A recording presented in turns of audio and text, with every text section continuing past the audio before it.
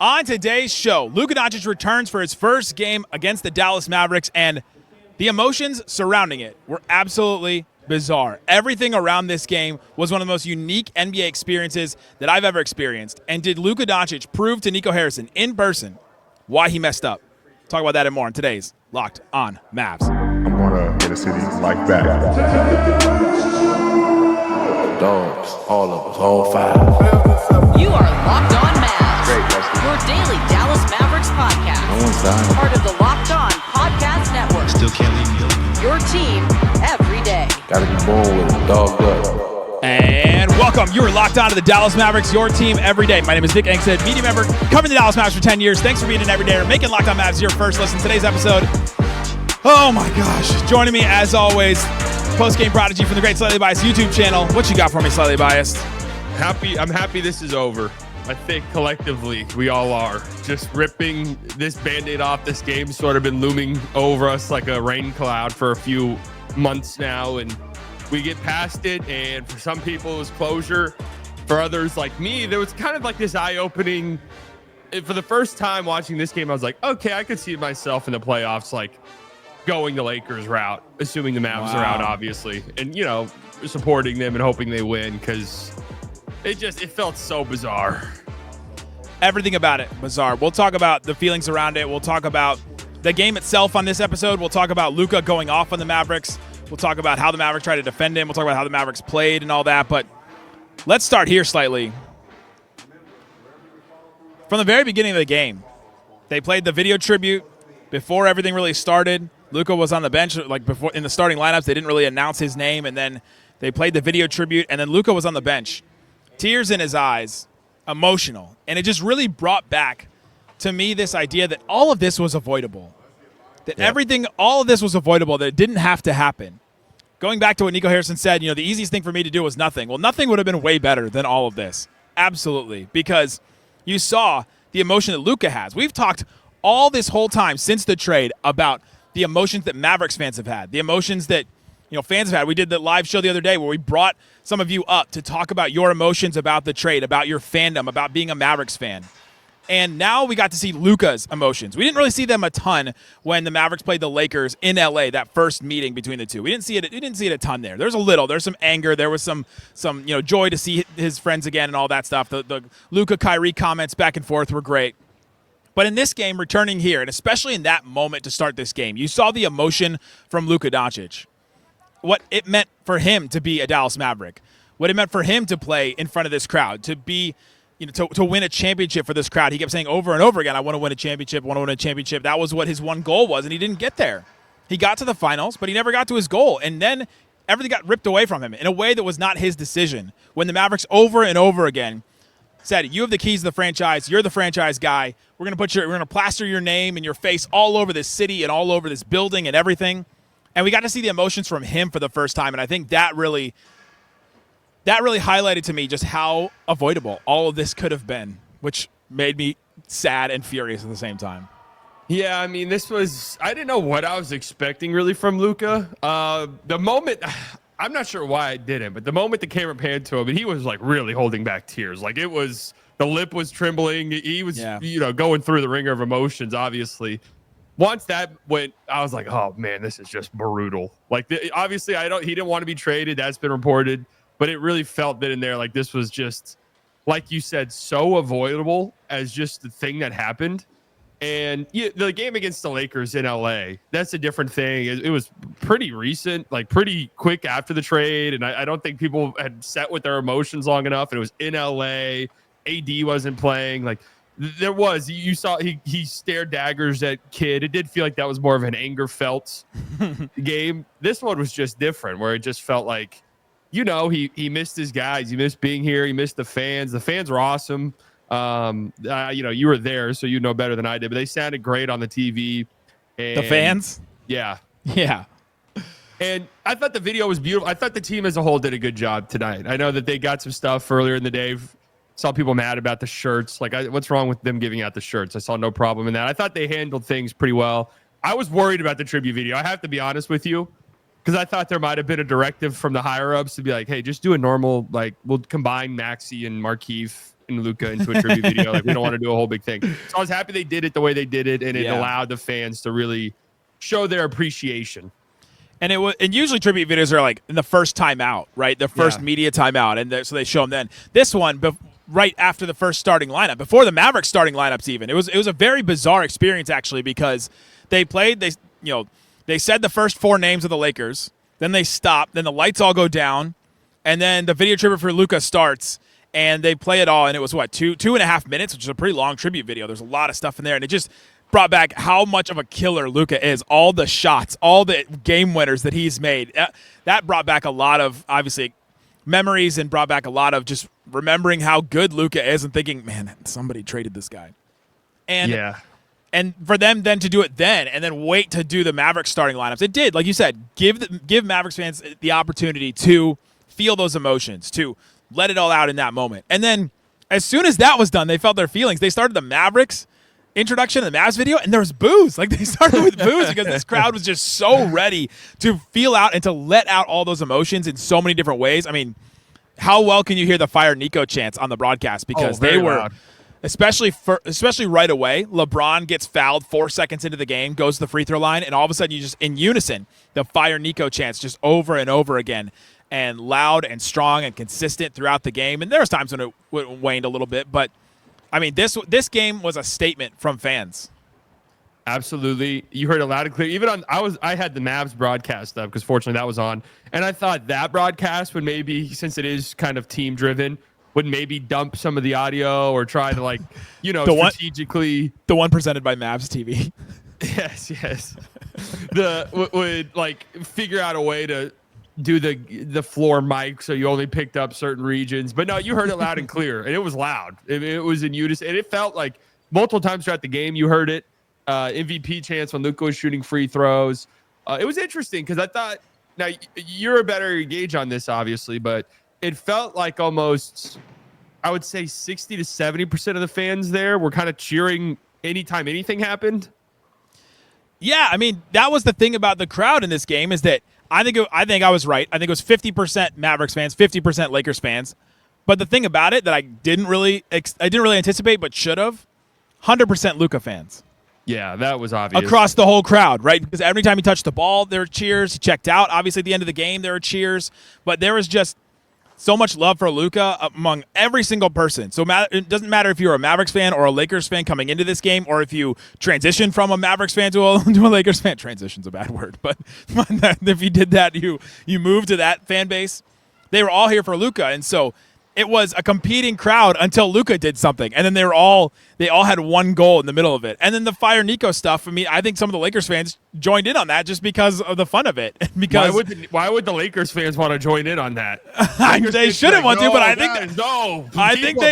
think they did, because it was such a unique, like, collective experience in a world in 2025 where we just don't have that many collective experiences like this before or anymore. But it was such a unique game.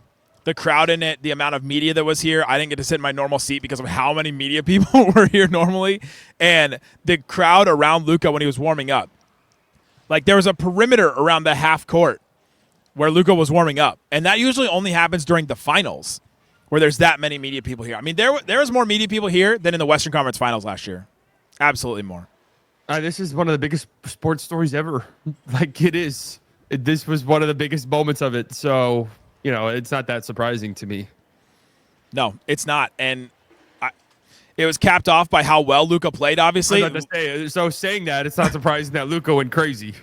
He absolutely did. A lot of people that predicted that Luka would go nuts. I mean, I was curious how he was going to play after the emotion hit him in that tribute video. And coming up, let's talk about how he dominated and how the Mavs tried to defend him. We'll get into this game. We'll talk about Luka and how he dominated this game coming up.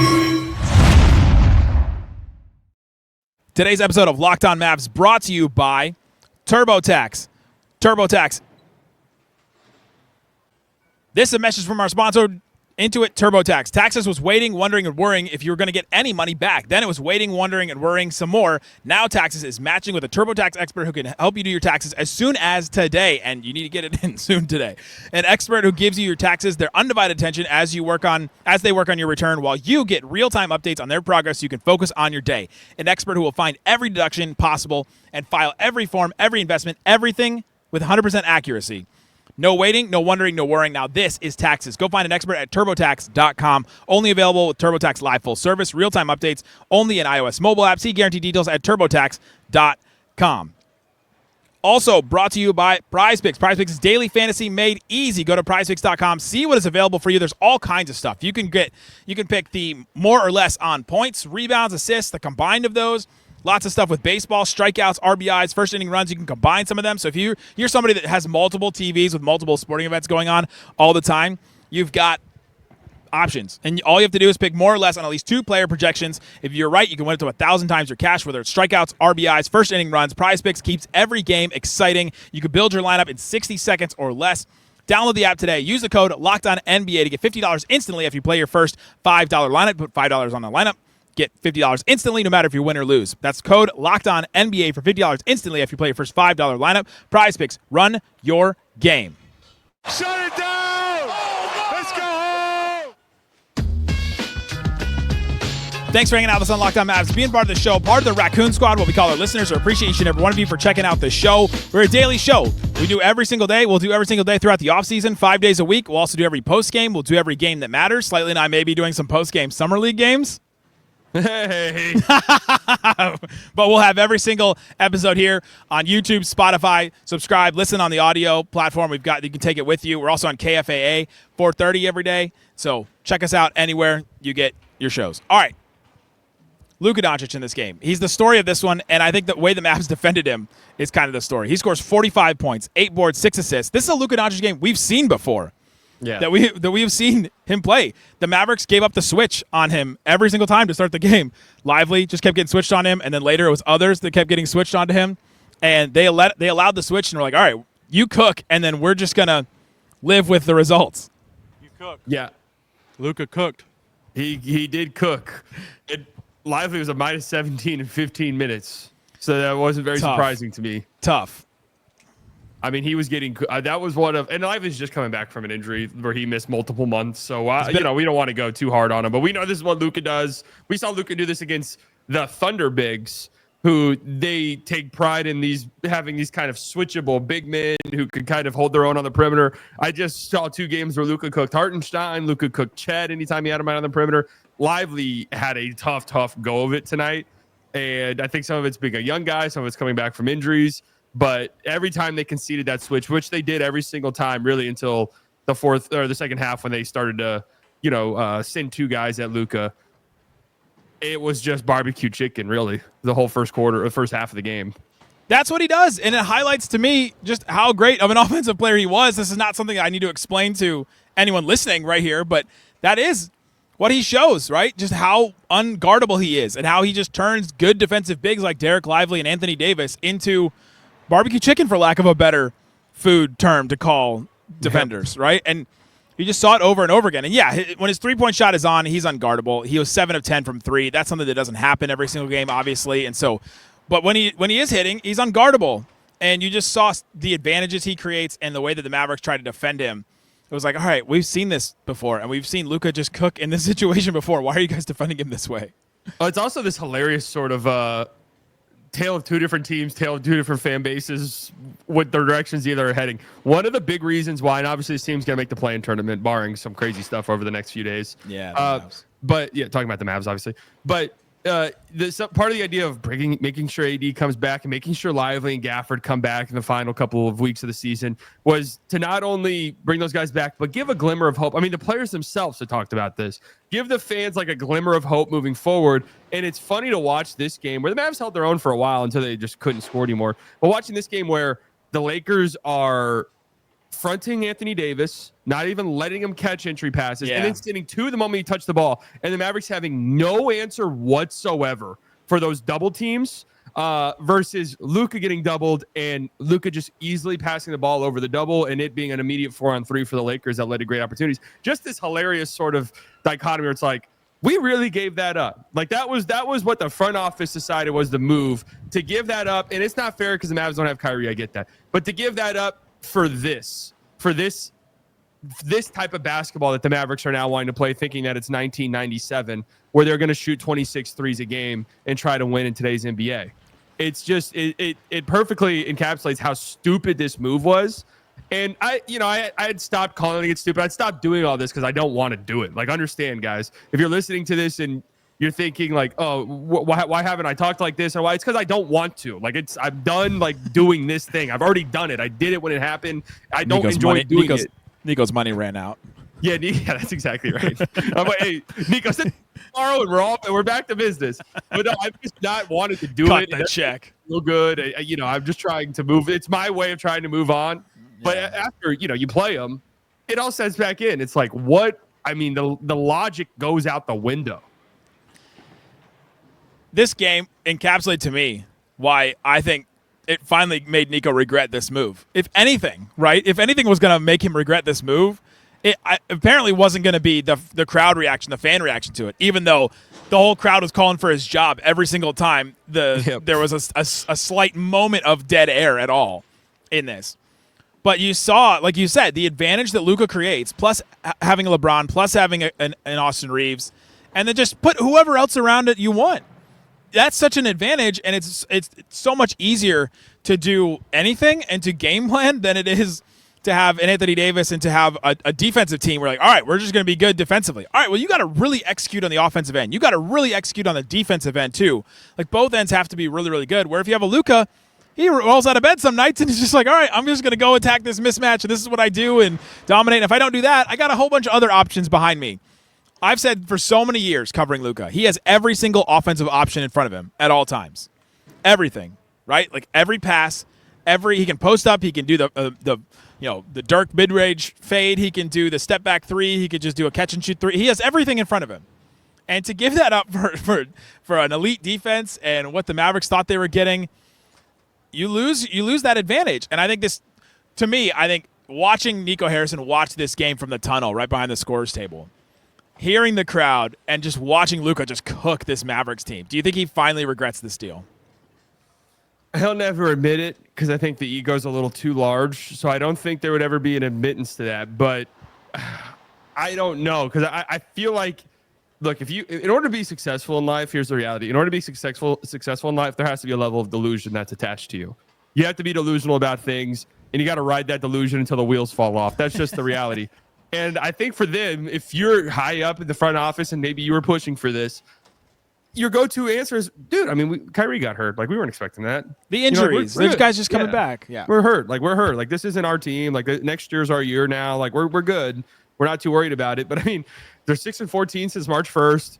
They ranked 26th in defense over that stretch. That's 20 games. That's not a small sample size. And I know people have been hurt and stuff like that. But it is just, like, what do you expect fans to do when you promise this defense wins championships?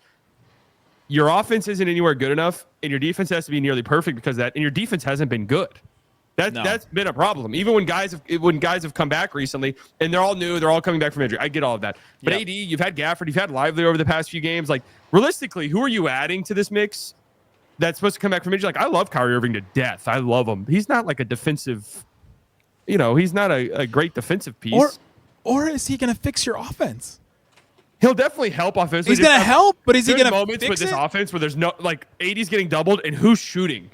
Because Christie had a couple moments where he passed up open threes in this game, which he can never do ever. Yeah, right. Period. That's something he can never do. Which does not just highlight the problem in general. Yes. Max Christie has to take every open shot because they just need to squeeze anything they can get out of an offensive possession, and which then goes back to the whole premise is that this game highlighted why it was such a that it's such a bad move in that way, because you're betting on something that is harder than what Luka gives you, because Luka gives you all the different offensive options in front of you. He's the ultimate equalizer. That's why we always said if you go into the playoffs with Luka, you have a chance. And I love AD and I want him to do well. People don't. It's a different conversation with him. Yeah, And I think that the Mavs will be good next year. I think so too. When they get Kyrie back, when they figure out this defense, when these guys are not injured, I think they'll be a good team. But do I think they'll be a contender? I don't know. Right? A lot of things would have to go right for this team. They'd have to make the right moves. They'd have to add another offensive creator. More things that have to go right. Where we've seen these Luka teams become a contender. And, yeah, they're up and down. They're inconsistent and all that. But they become a contender because you have one of the best offensive engines in NBA history. Yeah. And I mean, they haven't had a above league average defensive performance just by efficiency since the Chicago win on March 29th. Yeah. Like their defense has been terrible lately. Yeah, which makes me not high on them going into a play-in game or going into even if they get to the playoffs in any way, right? Like some people are like, man, just play the Thunder, and we play the Thunder tough. Like this is fundamentally a different team. Like we talked about this on the live show yesterday. Luka, but when you trade Luka for AD, it fundamentally changes the entire makeup of the roster, and so now you team build differently. Now you scheme differently. Everything is different now, and this game just to me highlighted those differences. You saw it like side by side, and again, we'll wait till the guys get fully back from injury, and next year we'll see all that. And yeah, I still think this team will be a good basketball team, but man, you could just see the difference between the two. The Thunder thing's so funny. It's like if I won like a race and then I lost my foot, and then the next year I'm like, I could still win the race because I won it last year. It's like, no, you can't. You lost your foot. It's not as good as your analogy yesterday, but it's still pretty still a pretty good one. Coming up, let's get into the rest of this game. What else did we see? Because I thought we saw some good performances from some others. Let's talk about from Naji Marshall. Let's talk about what we saw from PJ Washington, from Anthony Davis too. What do they need out of him in the next couple of games? We'll get into that and more coming up. Today's episode of Locked On Mavs brought to you by DoorDash. After this game, after this week, I think I may need to just chill out, get some DoorDash. And if you're an NBA fan, they swoosh, you serve. You save. Thanks to Dash Pass, every time an NBA player drops 50 or more, Luka almost got there, you score a huge deal the next day. It's simple. Whenever a player scores 50 points or more in an NBA game this season, Dash Pass members get 50% off an order up to $10 off the next day from noon to midnight. Take advantage of that deal, and you can take advantage of it wherever you're needing DoorDash, whether it's a quick lunch or whether it's a dinner or whether it's just a do they do breakfast? I'm assuming that you could get a brunch delivered by DoorDash in some way. Take advantage of it. Sign up for Dash Pass. Be ready to save when a player scores 50 or more in a game. Dash Pass members get 50% off an order the next day up to $10 off. Just use that promo code NBA50 from noon to midnight after a 50-point game on eligible orders at participating merchants. Must have an active Dash Pass account. Terms apply. Visit DoorDash to learn more. Check out DoorDash. Take advantage of this deal. When they score 50, you save. Shut it down! Let's go home! All right, Slightly, let's focus on the rest of this game. What did you see from Anthony Davis? 13 points, 11 boards, 6 assists. We talked about him getting doubled a little bit. We talked about him and just the comparison between him and Luka, but this is kind of a return game for him. This was a game where we talked about all week, will he be motivated to show something in this game? And I'm not sure that we saw that from Anthony Davis. I mean, we saw this is how the Lakers sort of scheme their defense against Jokic. We're going to double you. We're going to front you. We're going to make it to where you can't catch the ball in the post. And once you do, we're sending a body at you immediately. Like they were sending a double when the ball was in the air. So the moment Anthony Davis caught the ball, there was 2 people on him immediately. And that's kind of, it's AD doesn't, there's not Naji started at point guard tonight for the Mavs. They went with Naji in the starting lineup over Spencer Dinwiddie. I thought was a good move. No, I thought Naji played a great game. I'm not gonna lie. It highlights just there's not a lot of natural playmakers on this roster. Yeah. That's bad for a guy like AD who needs to be set up. I mean, that's like one of the differences. One of the things we said, AD is not to put the ball in his hands and just let him go to work and you don't have to worry about it. He's not going to bring the ball up the floor very often. Maybe you'll get him in transition a few times, but he's not really a transition player either. So you need to set him up and you need to feed him. And the Lakers just did a good job of pretty much making that impossible. And I mean, just if you're just doing the AD Luka comparison, because that was the trade, one was much more impactful than the other. And AD's, still dealing with some kind of, still dealing with an injury. He played 33 minutes, so he's not on a minutes restriction anymore, which is good. But yeah, it's just different. And yeah, they did double team him, but they could scheme him out of this game, right? Because the Mavs don't have the other playmakers. But I want to talk about Naji Marshall because I thought if you're going to take away any positives from this game, 23 points, 8 assists, in this one. He started the game at point guard, like you said, played 36 minutes, hit a couple of threes as well. Naji Marshall stepped up to this game. This is a big emotional game where the crowd was just – it had to be a bizarre experience for a Mavericks player to be in this environment. It had to have felt like a college game where you're playing you're playing at a neutral site, but you also practice there. You know what I mean? Where you're familiar with it, but it is also just a different crowd. Yeah. And Naji Marshall stepped up in a massive way. He was getting shots. He was making plays. He was doing everything. Yeah, I thought Naji was great. I mean, he's been great all season long. Putting him at the starting point guard at this point in the season and this type of game, he definitely stepped up. And I'm interested to see if that's the direction they look to go as we close out this season, because they'll be in a playing game. Most certainly they'll be in a playing game. So I'm interested to see if they go the Naji Marshall route. It does stuff for your spacing that's bad, is the problem. Because they roll out a starting five where the only shooter on the floor is Clay. And none of the other guys are spacing the floor in any real capacity, right? Because Naji, we know, and this teams have let Naji shoot threes all season long. It's one of the reoccurring themes on this show for us. PJ's not really, I would say PJ's a floor spacer. Defenses close out on him, but if somebody helps off PJ, I don't think teams are thinking that's the worst thing in the world, especially if they close out hard on him and force him to dribble, because he's been a turnover machine lately. The moment he puts the ball on the ground, that's just been a problem. And then you have the two bigs. So it's interesting, but I did think Naji was great.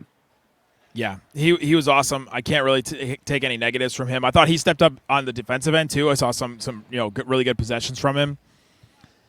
PJ, I thought, had an interesting game. Hit a couple of threes, like you said, 14 points, 5 boards, 3 assists. He did have 5 turnovers though. Man, it is kind of hard to find some positives. You got random scoring from a lot of different Mavericks. I would say just from a player performance perspective, I thought Gafford was good.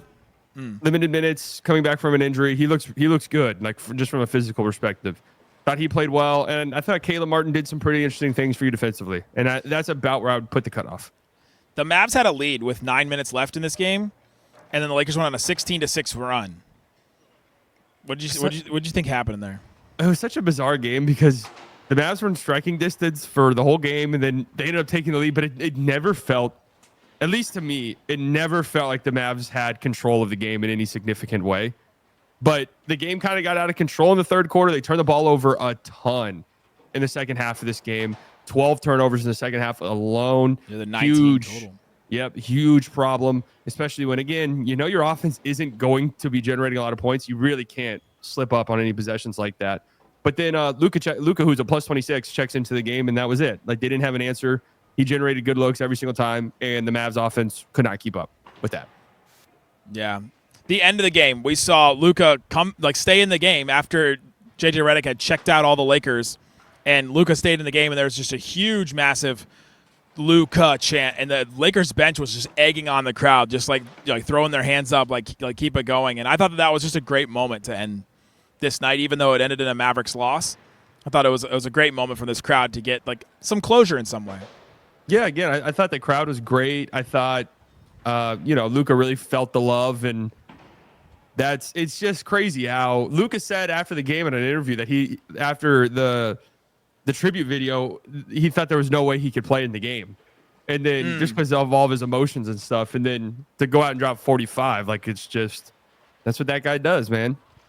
The Lakers also played the night before against the Thunder in kind of an emotional, hard-fought game. Yeah, I mean, they're playing pretty good basketball right now. The contrast. The Mavericks had 3 days off. I just want to point that out too. I mean, we've given them props all year for fighting really hard. It feels like we've reached kind of a point. Does it kind of not?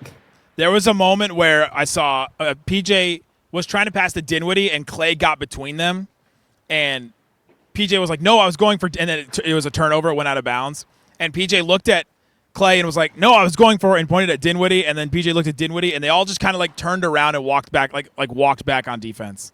And it just didn't feel like a team that was really fighting. Like you said, that moment to me highlighted, they have fought so hard. We've seen Mavericks teams in the past fight so hard to get to a point and then run out of gas completely. The Western Conference Finals in 2022 reminds me of that, where they just ran out of gas and could not play against a team. And this team uniquely has had certain guys just play a ton in this stretch. And outside of what they would normally play.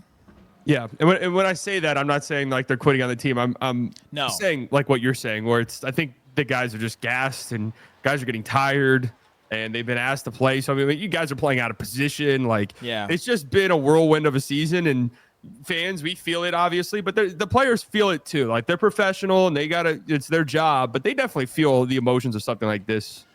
You know who else feels it? You know who else feels it is every single person that works for the Mavericks right now. Just talking to people and just seeing like people just ask Mavericks employees, how are you getting through? You know, it's like, I mean, again, going back to my main point, this is all avoidable.